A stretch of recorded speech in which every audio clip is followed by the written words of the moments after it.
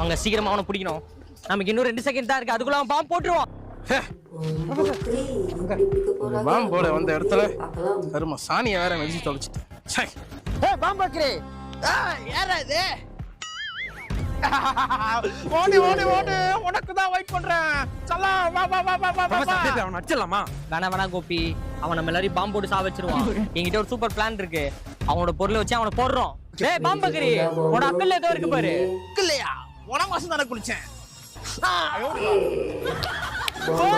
எப்படி அவன் அக்கல் நடத்தல அவனே மயங்கிட்டான் பாத்தீங்களா? ஐயோ ப்ரொஃபசர் சூப்பர், வேற லெவல். கோபி, அந்த சாம்பார் கட்டுற கயிறு எடுங்க.